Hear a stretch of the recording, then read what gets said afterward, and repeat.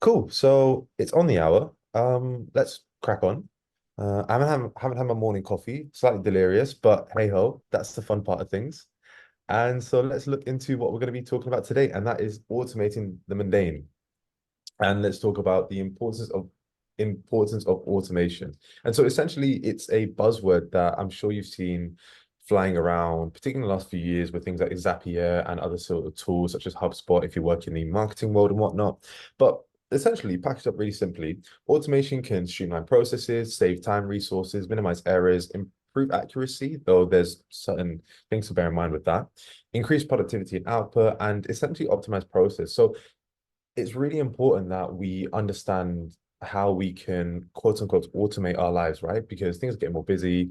And with the rise of AI, we don't want to be spending time trying to learn and craft, certain prompts and utilize certain AI tools as a means to, you know, do the work for us. But instead, why not have these tools essentially go off and do not only just a slither of a particular task, but instead actually the entire task. So that's what we're going to be looking at today. And something else as well. I mean, this whole course is called Generative AI, you know, so bear with me. Generative AI, creating your own personal co-pilot.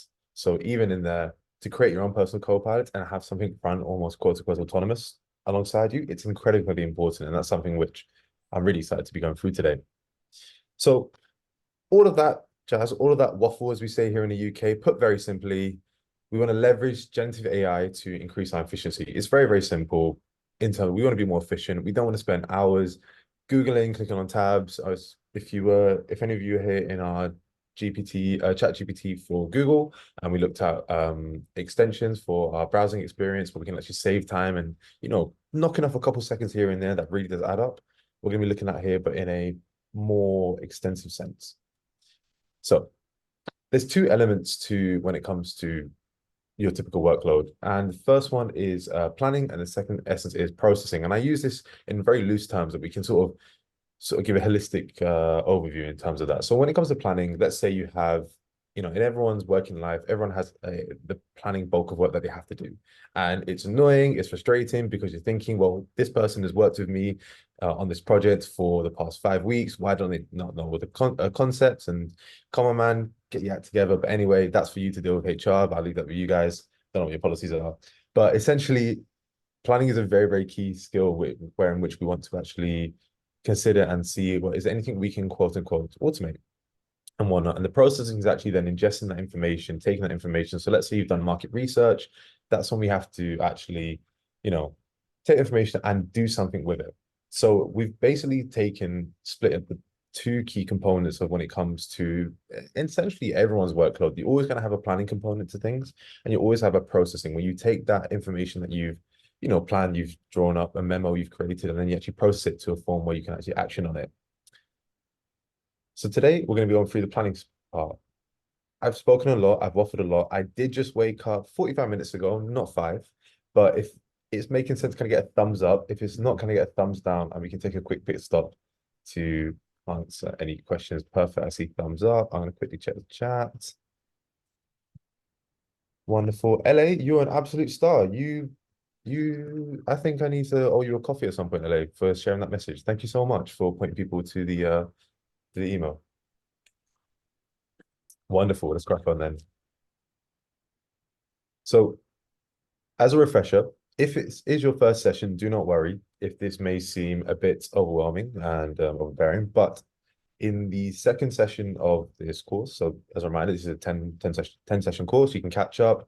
You'll get recordings after this session. If it's your first one, welcome. But there's five key components to writing an efficient prompt. The first is context. So that's saying, what you're doing, task, instruction, clarify, and refine. I won't go through them purely because of the sake of time, and there's some really cool stuff I'm going to show you guys and I want us to work on.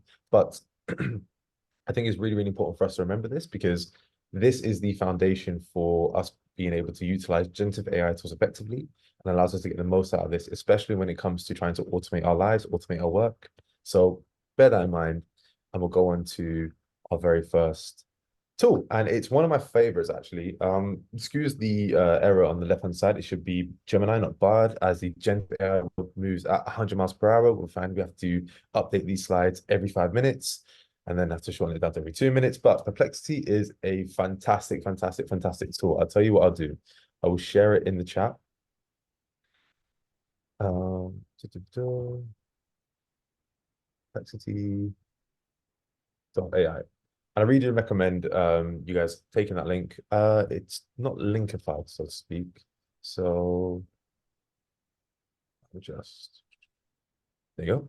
And so what I recommend everyone is that you open the app, open the website up. You do not need to log in. So if I head to Perplexity, I've been using it now for the past 4 or 5 months.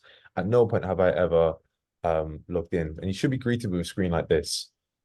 And as you can see here, it very much looks like ChatGPT, but as I'm sure many of you are very aware, just because aesthetically it looks the same to other large language models, doesn't necessarily mean that it's the same thing that's running under the hood. As we, in our first session, we looked at differences between ChatGPT and Gemini, look very similar, but they run very differently.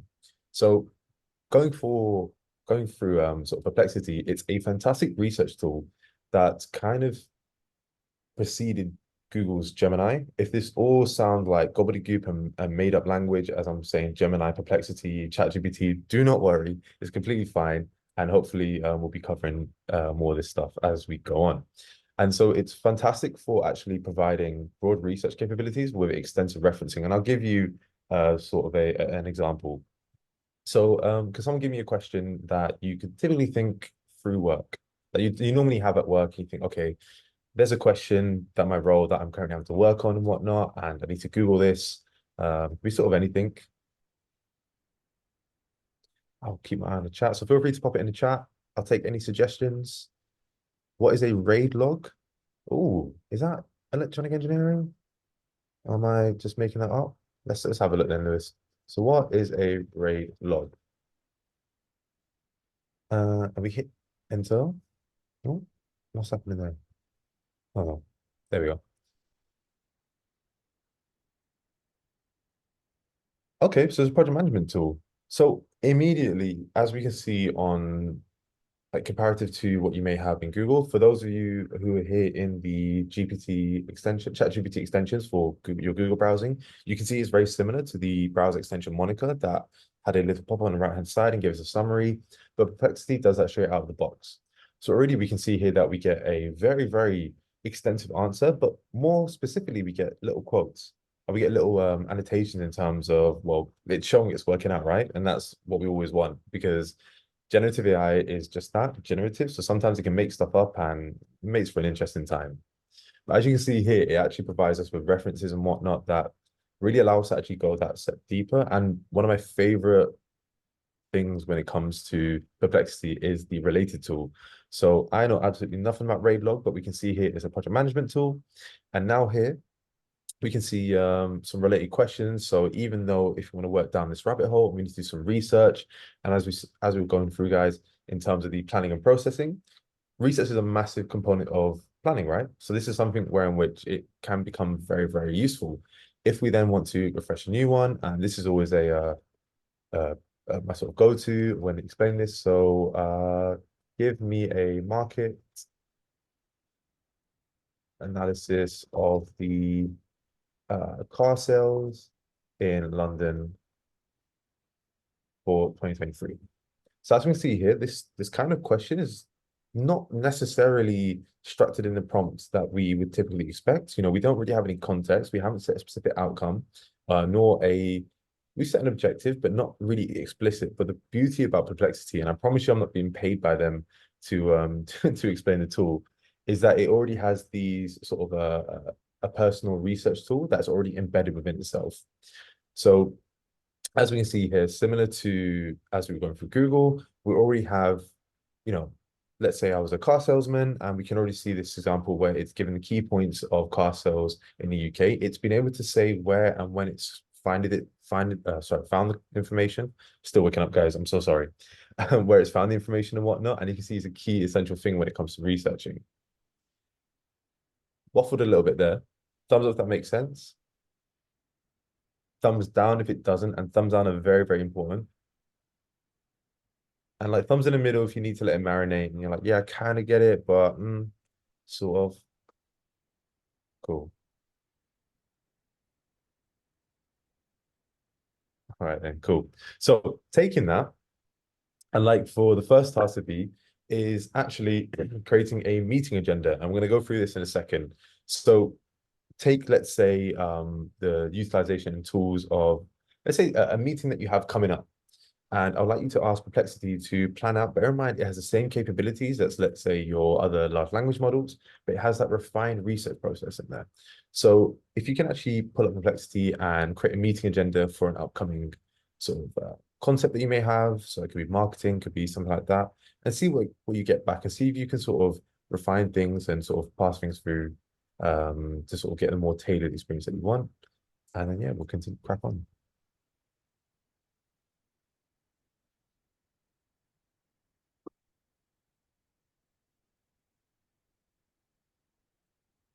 If any questions, feel free to come off mute and or just pop it in the chat.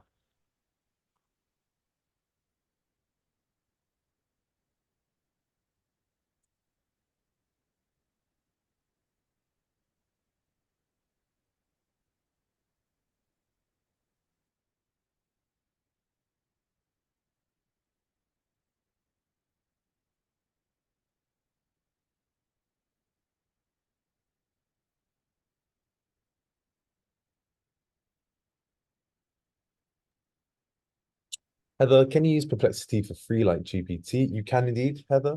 You don't need to sign up for anything. You don't need to pay for anything. It's why we really love the tool.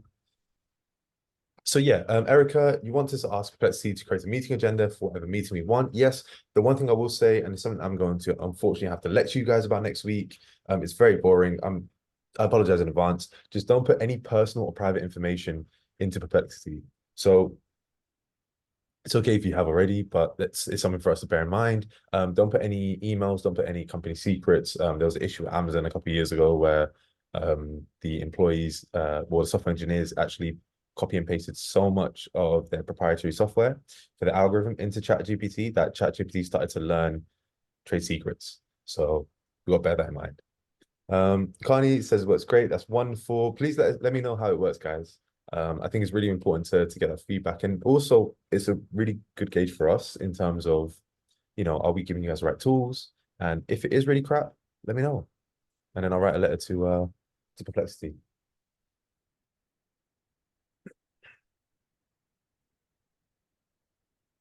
And then Chris, I got your message. That's completely fine. Feel free to just follow along and watch on.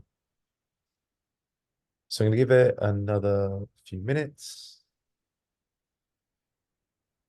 Glenn, that's a really good question. Are there or is there a browser add-in for Perplexity? Um, no, because essentially, if you look at Google, let's say that you have your traditional web browsers and sorry, traditional search engines, Perplexity is kind of trying to come in to disrupt that. So it's almost a separate. You may find um, third party or like individual Google Chrome extensions that you can find in the Google or the Chrome extension store. But typically, I recommend just having it as like bookmarks or something like that. And honestly, like if you say it as your first point of reference, it's really it's really really helpful. So LA says, can someone share what the results look like for those unable to use Perplexity because it's blocked by employer? If anyone has got a really good response, if you wouldn't mind copy and pasting your prompt into the chat, and what I can do to show people who haven't been able to go through the task is by sort of running through it for everyone to see. So if you think that your prompt was pretty good, wonderful. Thank you very much, Jesse. So create a meeting agenda for my weekly team huddle regarding preparation for year-end reviews. Aha. Karine also makes a very good point. You can actually see, so you can click on her link and you can be able to see, you can sort of share what you guys have been doing. So similar to how you can share ChatGPT chats and whatnot, you can do that same with Perplexity. But as we can see here, immediately we've got back from, I mean, this is quite typical of a large language model, but it does have that slight refinement here in Perplexity. That's why we do recommend it. And also the fact that what we're going to cover in a second, that you can integrate into research tools and actually researching together for more accurate and verbose sort of meeting agenda. It really does help. But as you can see here, welcome and purpose, year-end review process and overview. Not gonna lie, I have absolutely no idea what year-end reviews are. I assume it's just reviewing at the end of the year, but someone who's never worked in corporates, I guess. Importance of smart goals. Your goals should always be smart. If they're not smart, I guess they're not that great. But also open discussion, preparation, and whatnot. And essentially, it gives you like a very clear lined overview of the meeting. And you're going to find this sort of very similar to, what you find in other large language models. But the main key point that the reason why we teach you guys or just put Perplexity on your guys' radar. I know in this course we go through first principles, so all the skills you've learned so far and anything you will go on to acquire is agnostic of any sort of tool. But the reason why we go through this is, as earlier mentioned, and that is the research capabilities when it comes to Perplexity and how you can integrate that into your meeting agendas, or even just that planning aspect of automation. So to refine, so just to recap, best practices when we're using large language models for research, and it's really, really important that we, excuse me, it's really, really important that we bear this in mind. It's slightly different to when it comes to writing great prompts for generating content, but research is slightly skewed more to being a bit more targeted. And so the first one is always be specific. As we've spoken about before, imagine large language models or generative AI as a superhuman, intelligent AI robot that's not going to take over the world, but can basically do anything and has all the knowledge of humanity at its fingertips. But it has absolutely zero idea on who you are, what you want, and what your goals are. So whenever we're writing large language queries for large language models, we have to be incredibly, incredibly specific. In this case, it really does yield better results. The more specific you are, the more relevant the responses will be, and use precise terms and details, especially if you're looking in a niche. AI is just that, it's intelligence. So it's really important to have those precise terms and details because it can pick up on that and gain further context. But naturally, context is also king and context is also key, or context is also queen. In the sense of you have to provide and set the backdrop for why is it researching certain information. If we want to get that sort of next level of, the same way we by holistic tendencies will go away and research something and we pick up on the sort of nuances, it's very, very important to assign that context here. Using keywords are really, really important. Everyone is an expert in something, so there's going to be certain insights that you inherently have, and so by providing certain keywords that can actually trigger basically a bunch of math stuff, but it can actually help a large language model again pick up on certain nuances without having to explicitly read between the lines and whatnot, because LLMs aren't massively great at that. That's for another time. Structuring your queries, as always, if you just put in a bunch of words that have no spaces together and almost look like a single word, or like someone sat on their phone and whatnot, the generative AI or large language models are quite good at actually deciphering that. But as always, if you keep it very clear and structured, you can also set the way in which you want the information returned back to you and iterate, go again, refine. It's a very similar concept, but if you don't get the first, your idyllic answer in the first sense, go again, see how far you can push it. It's similar to when you get someone new in the team, you sign them a piece of work, they give it back to you. Sometimes you need to give some feedback and say, actually, well, no, it's meant to be this way. This is a superhuman artificial intelligent thing, which is able to do that for you. And we do have to provide that feedback loop. So I have a task for you guys. I want you guys to generate a brief for a mobile app. Now, I hope that there aren't any product managers here, tech product managers who have experience in doing this. But if you are, then it can be a different type of app. But I would like you to go into Perplexity. It can be around anything. Thinking around, what needs to go into a brief for a mobile app. You don't need to explicitly need to know that or have experience, but imagining that you have an app idea. You then need to create a brief to hand off to someone like myself, who's a software engineer, and I'm going to go and make it for you and hopefully make you absolute billions. So have a go. Let me know what it turned out with. Remembering the capabilities of Perplexity, we could also couple with doing some market research and then alongside finding some trends, and then also then going ahead and actually saying, well, can we chain that together and create a mobile brief? sorry, a brief on a mobile app. So I'll leave it there, and we'll give you guys about 5 minutes. And so, yeah,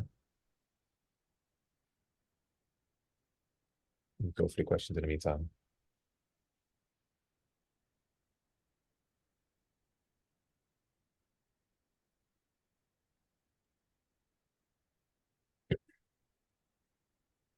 So, Mike, I guess that's kind of like your question was, you noticed that some of the data the results returned are out of date. Is a way to get timestamps of when the source data was accessed. It's very difficult because it's quite a difficult thing to measure, Mike. I do. Oh, actually, I'm not too sure whether that's something they're going to introduce, but essentially, because of when I'm not sure if you were here. Oh, no, Mike was here. When we looked at like pre-trained models and we looked at when information with large language models that have direct access to the internet, we're not. It's kind of difficult to gauge when, let's say, Perplexity knows who won who won the last football game. Um, Soccer, by the way, Americans, not the one that you throw with your hands, football. But let's say it may know that based on a point of reference from the internet, and so it can tell you when you access that information. But let's say if it wants to know about who won the 2008 World Cup, that may be information that's already pre-fed into it, and so it has no timestamp to when which you can access that. So it's quite a difficult thing to balance. Something you just have to be aware of. So just to confirm, Mhm. all the language, all the LLMs bar ChatGPT have a timestamp. They're not continuously updated. Saying the way you go onto Google or Bing and do a search, Yeah. will pull through either the stuff that's been highlighted or sponsored, or alternatively what's current. So it's it's unfortunately we can't really pinpoint where and which a particular piece of information was, let's say, accessed. Because we don't know whether it's been directly pulled from the internet and the large language model has actually gone away and essentially done a Google search and done it in live time, or it was a piece of information that the developers trained the large language model on. So it's very difficult to split the two. Um, so yeah, you can technically tell when an piece of information has been got a reference to a website. In Perplexity, it really does help there. But in terms of that specific, when the source data was accessed for everything, it is quite difficult to do that for every single bit of information, given the fact that you have these large language models that are trained on, let's say, I think it's like 3 billion pieces of information. So to go through and sort of split out each one is it's a very interesting computing problem, but one I'm not sure is going to be addressed immediately. But I think, you know what, never say never, right? So it could actually be something which happens soon. And But just to confirm, sorry, I'm not trying to be awkward, just to get no, no, no, clear, no, go for it, go for so I it. know what the limitations are of using it. Just to be clear, each of these models will have taken the 3 billion bits of information you just described at a certain point in time. It's not that they're being constantly updated and fed. Some are. This is where it gets very precarious. This is why Right. tools like Perplexity are quite good. But then, as basically, I can say it now actually, when it comes to research and things like this, guys, we're not in a 100% reliance with LLMs, and I don't think we ever should be. The art of human research is the fact that, I mean, everyone here is a expert at Googling. I promise you, you may not think it's a skill, but trust me, it is a skill in of itself. And so, Mike, I think you raised a really good point here in terms of, and I appreciate you for reminding me of this one, in terms of it's very, very, very important that when even if you do have like a memo or something like that that you've created from here, just spending, typically that may take you half an hour. And so you say 30 minutes, but sometimes you need to give back 5 minutes to actually go through and just double check some of the facts. Because it's very, very important the fact that, generative AI is just that generative. So sometimes it does tell a few lies here and there. That's why we point you guys to Perplexity. Generative AI is known for being way more what's it called? Way more cheeky, if you want to call it. For example, there was a lawyer, I think a couple of years ago, who was actually disbarred here in the States. And he'd asked ChatGPT to basically, I'll see if I can share the link to the story in the recap email after this. But to put it very simply, he used ChatGPT to summarize some notes for a legal case, and it made up around 5 cases that never happened, but that supported his argument. And so he took that, gave it to a judge, and there was a whole situation, and he got disbarred. So when it comes to research, Perplexity is our go-to, but always spending that 5 minutes just to sense check things, and typically you'll get an understanding of, yeah, this looks too good to be true, or this actually is something which is very genuine. I can see I can see the source and whatnot, and so it's taking those balance of best of both worlds, having a balance. Mike, does that kind of answer your question? If not, I'm conscious of time. We can definitely Yeah, no, it does. Thank you. It was just clarification. So brilliant. Thank you. wonderful, wonderful, wonderful. All right, then let's have a look at some of the apps you guys are making because I'm not gonna lie, um, this trip has made me absolutely broke. Codex doesn't have that much money, and so I'm looking for the next billion-dollar idea or the next TikTok. So, oh wow, we've got a lot of links. We've got a lot of links. I'm gonna randomly open up Tommy V's one. And let's have a read through together. Um, so I want to create a brief for a mobile app that would make sense to a software engineer. Please be detailed and include time horizons, what resources need to be will be needed, and what personnel will be required. Also include how to attract investors and how to monitor. Oh, Tommy, mate, that's a cracking thing. I didn't even think about investment and whatnot. So already we can see that you've got executive summary and whatnot, and the tool is to coincidentally is actually to revolutionize the way people interact with their tasks and activities and whatnot. I guess seamlessly integrating, or as we can say here, automating the mundane and whatnot. And it seems like we've got a really actually comprehensive at least overview. And as you can see here, similar to what Tommy's requests were, in the sense of we need to attract investors, we need to monetize and whatnot. And already we have something that is, you know what, fairly good. If Tommy handed this to me, I would be like, okay, that's cool. And I can actually probably start working on a actual development plan. But then let's say we wanted to go a step further. So we can actually, instead of us having to think about, well, what are the other questions that I'm missing? This is where the related field comes in, to save the day. And so already we can see, what are the key features of a successful app, how to conduct market research for an app, and what are the most effective marketing strategies for an app.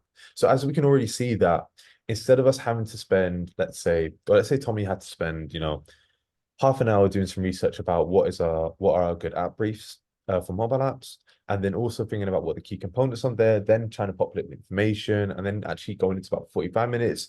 It's been cut down to around 30 seconds. And even just there, it took about a minute to sense check everything. As always, guys, please, please, please do sense check the information you get back from large language models, particularly if it's around research and information. And let's say we want to take things a step further and we want to fall down the rabbit hole. We already have three essentially questions loaded up for us to crack on with. Does that make sense? Are people following? Thumbs up if you are, thumbs down if you're not, and hands in the middle if you're like, kind of get it, but I need to watch back through the recordings afterwards. I'll take a quick sip of water. Wonderful. Anyone got any questions? We can do 2 minutes of questions if anyone has anything pressing. Otherwise, we'll move on to the next tool.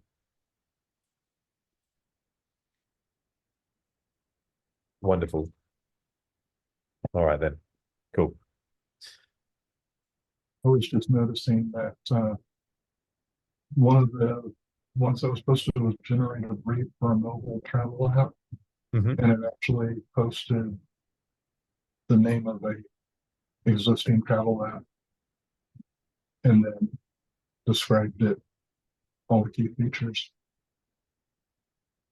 So, So you was that something you had to do at work, or was that something that you did just now? no, somebody else had posted in here, Uh, generate a brief for a mobile travel app. mhm. And whenever you put that in to Perplexity, it actually comes up with an actual app that exists. Fair enough. I guess So it's then, not creating a new one, it's finding an existing one. so in which case then we can also actually go back to just I think that's a really good point. I can't see you speaking, but I think you brought up a fantastic point.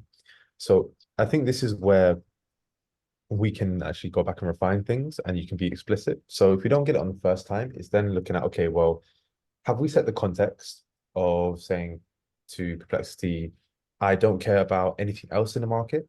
And then going into the task, I want you to create a brief for a calendar mobile app, and then giving instructions, or we refine back into things saying, please ignore anything else that's currently existing in the market, but actually follow best practices, and then clarifying when, in this instance, for example, where we don't get the right response back, and we actually want to, you know, play around with things and actually say, you know what, I'll create that feedback loop in essence, and then yeah, refining, keeping sort of going back and forth, back and forth.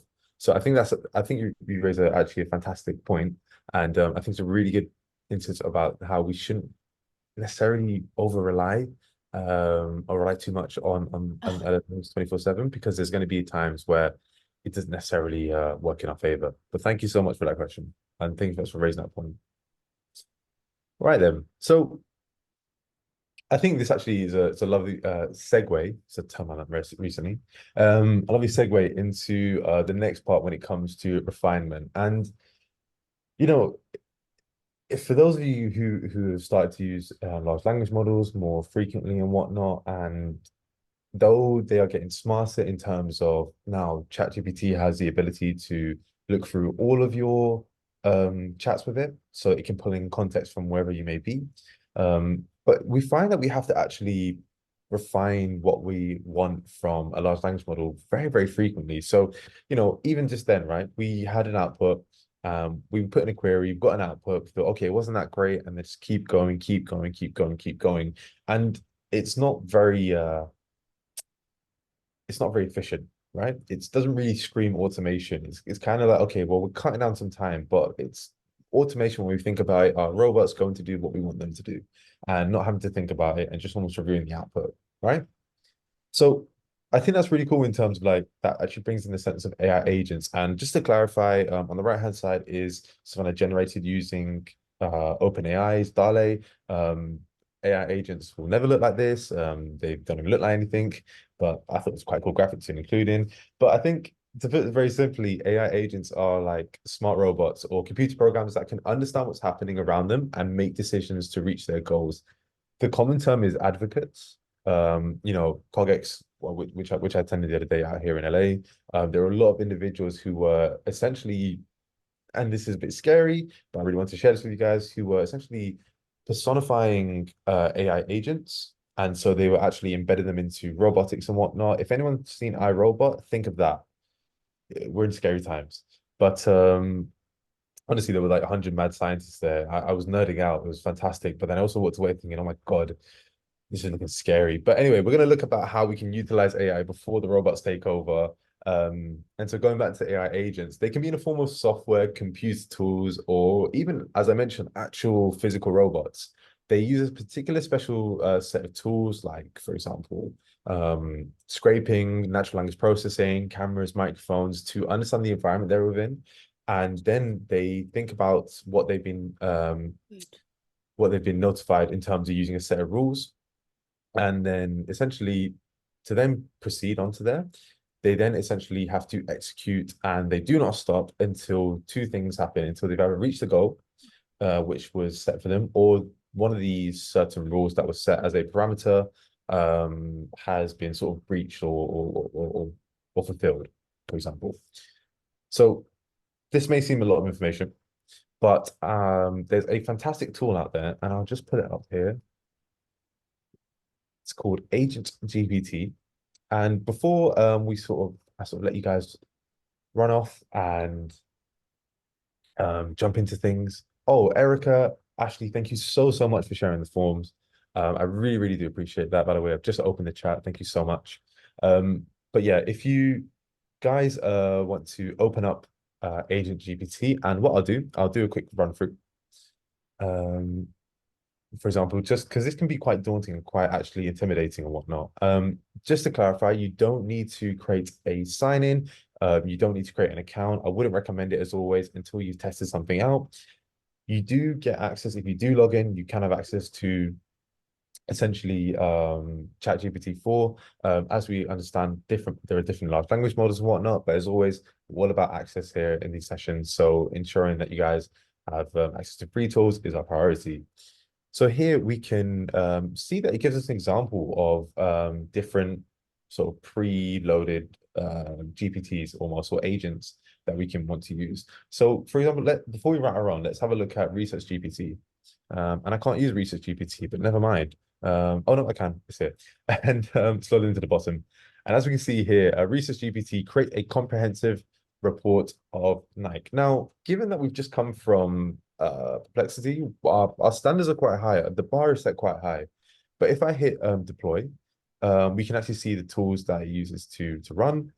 And if I hit run, oh no, we have to sign in. They've changed it. Oh, dear Lord, everyone. I'm so sorry about this. Let me sign in quickly then.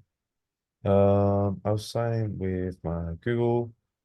Quick shop stay on my screen. Sorry about this, guys. I guess they wanted to monetize, and hey ho, here we are. But typically they don't charge anything. But you know what? We'll go for a run through together. If you guys do feel comfortable signing in, by all means.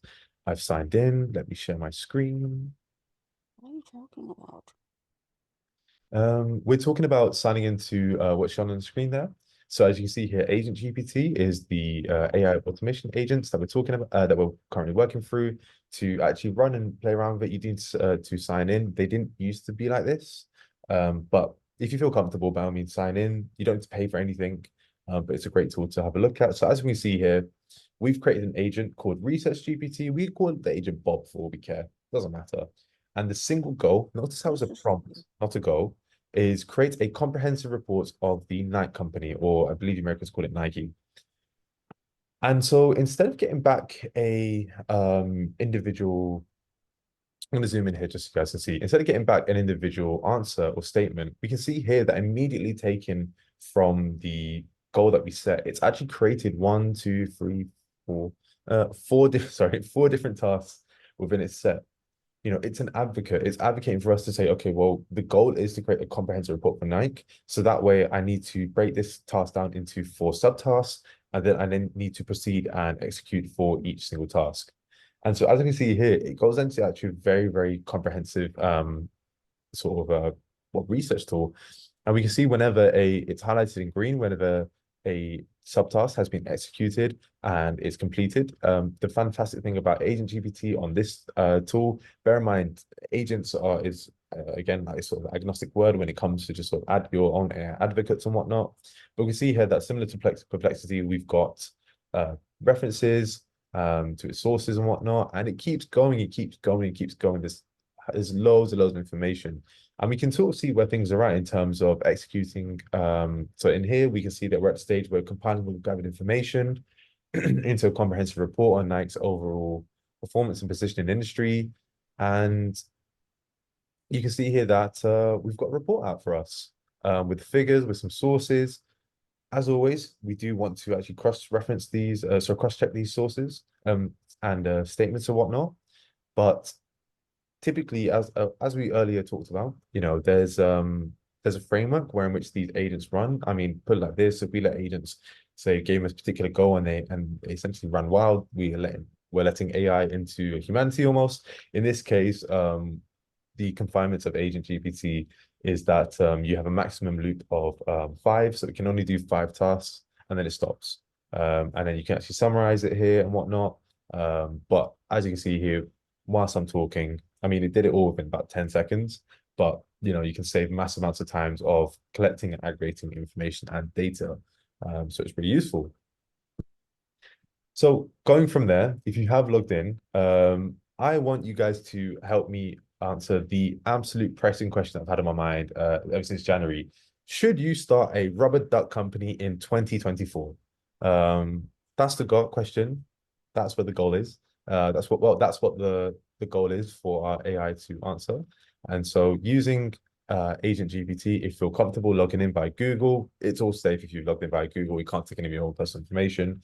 I really recommend playing around with it. And so if you guys can answer the question with me, should we start the Codex rubber duck company in 2024?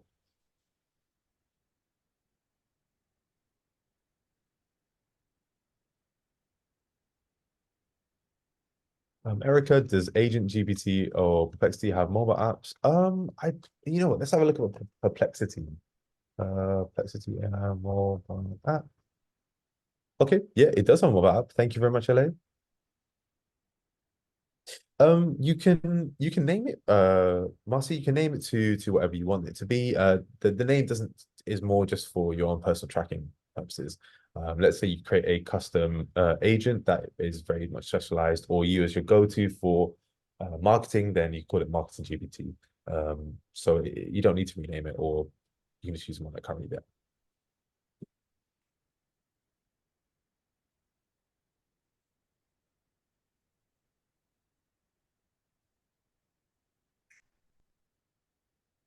And so I'm really excited to see whether we should start a rubber duck company, because in when we last ran this session in March, it was a yes, but obviously markets have shifted, ducks do move, bubble baths may be on the decline.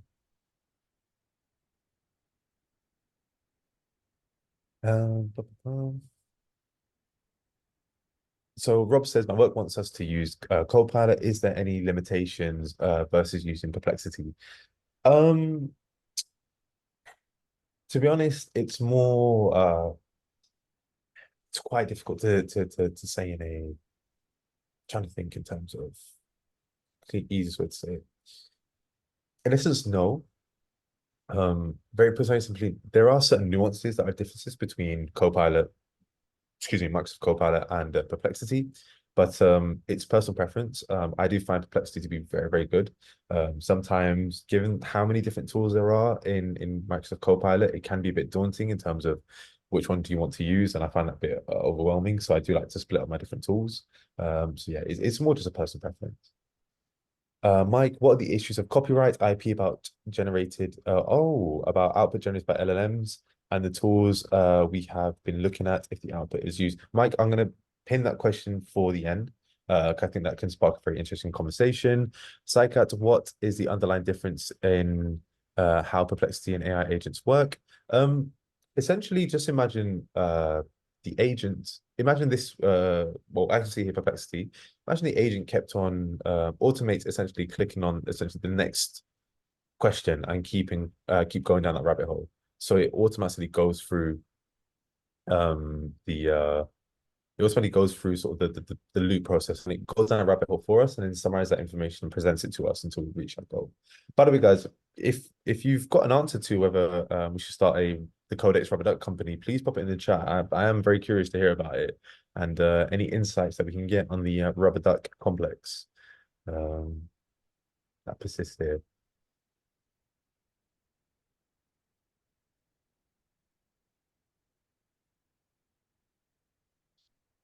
Damn it. Oh, Erica says no clear indication starting a man. Well, I guess we are in a recession, but rubber ducks are rubber ducks and make a million of them. Considering these factors, starting a rubber duck company in 2024 appears to have potential profitability and feasibility. I'm going to chop that up to that's going to feed into my absolute delusion then, and check back with me next week in terms for the Codex rubber duck company.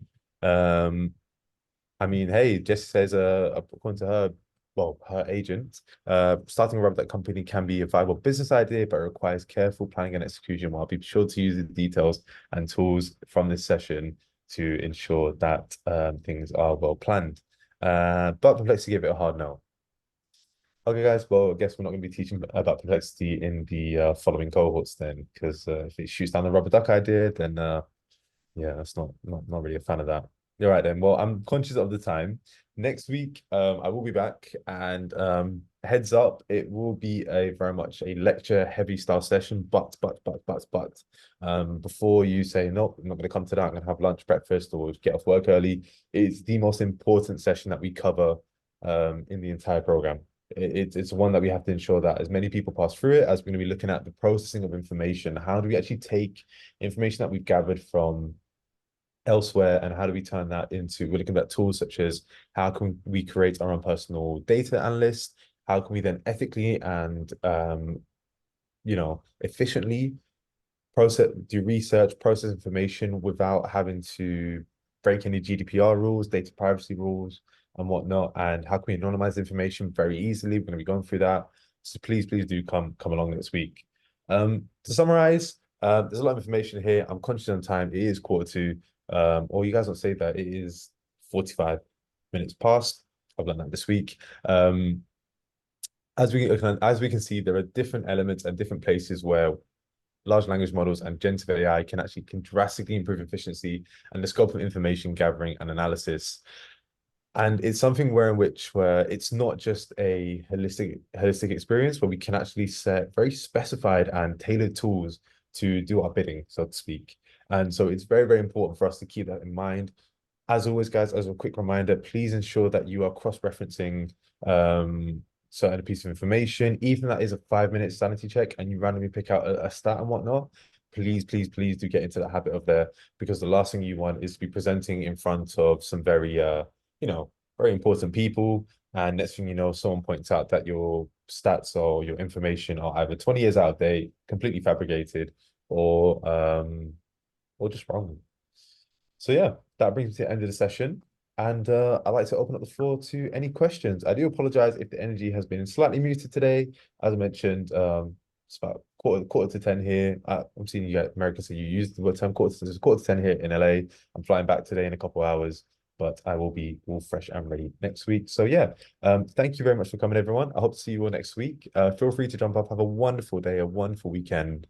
And yeah, any questions, feel free to let me know. As always, please do join the it's not a sale, honestly. This is completely free of charge, and it's a way for you guys to keep in contact with us during the week.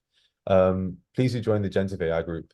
You have people from previous cohorts in there. You have myself, but you also have instructors in there. So I know I don't really get back to my emails as quick as possible. Inbox is massive, but if you join the Gen AI group, our instructors are on there, and people at Mid-Hat and whatnot, you can definitely ask some questions or share resources or just hang out. Just hang out.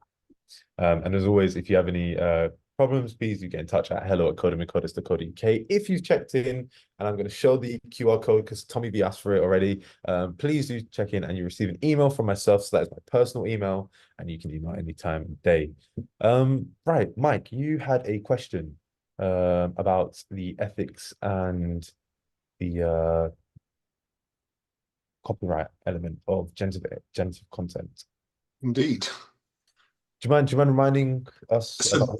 basically, in fact, actually, what you just did there is you expanded it. I was being a bit more narrow in the sense of, Yeah.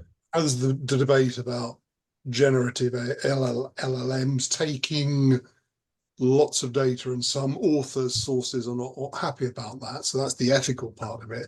But in terms of the copyright, intellectual property aspects of it, Yeah. what are the issues of taking output from any of these models, be it Bing or not Bing, Bard, or sorry, Gemini or Chat GPT or Agent GPT or any of the things we've been looking at, and using that information?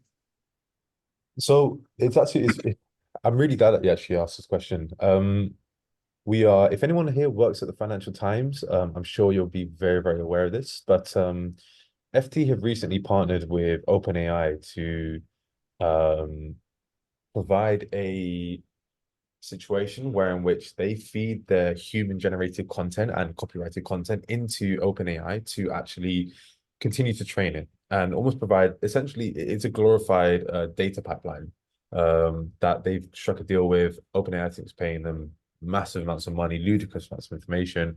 We're having some conversation about doing this similar program in the FT for more streamlined purposes.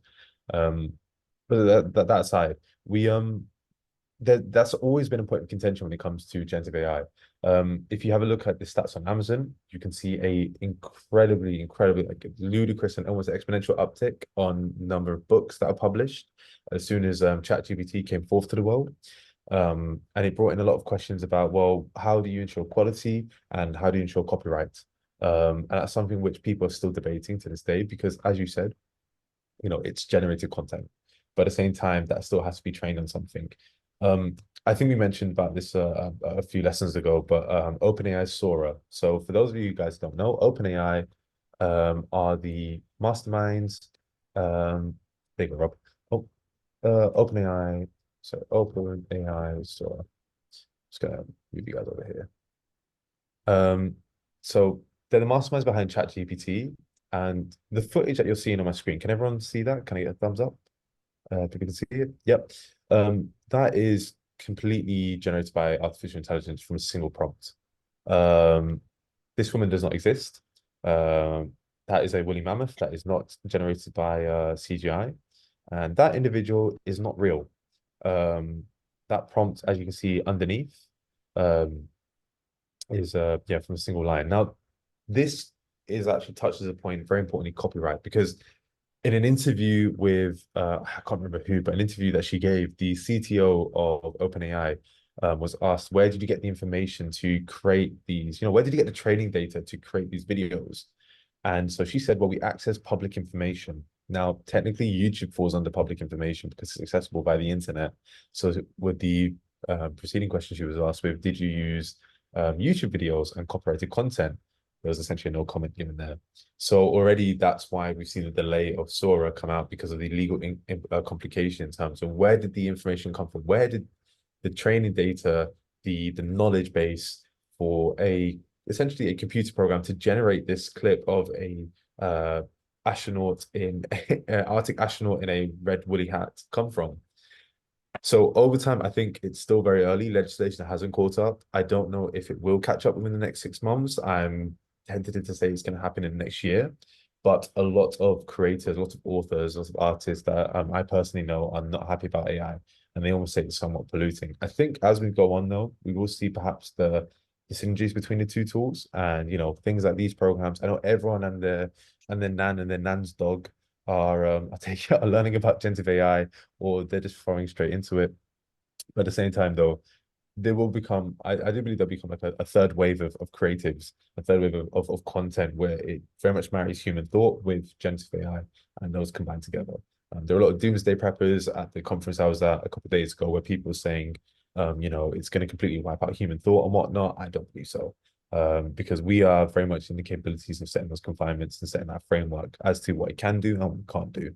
And I think over time we'll start to see that. That was a very Thank you. long-winded, rambly answer, Mike, but I hope that answered the question. Yeah, no, thank you. All right, then. Any more, guys? I'm conscious we run over. Please do feel free to join the community group. Ask any questions there. But yeah, if there's nothing else, I need to grab my bags and go check out this hotel. But Carney has a question. What is the underlying differences in how Perplexity and AI agents work? Essentially, Carney, put very simply, imagine that your AI agent can type this question in for you, and then it can just click on these follow-up questions, and it has the ability to follow up until a particular goal is reached. Whereas using Perplexity, we have to do it ourselves, and we have to determine when the goal is reached, very simply. Tommy, probably the weekend, mostly because I'm flying back this evening, and I haven't had a chance to code up the solution for our automated Zoom meeting to YouTube pipeline. So hopefully, fingers crossed, Monday, you receive the recordings for today's session.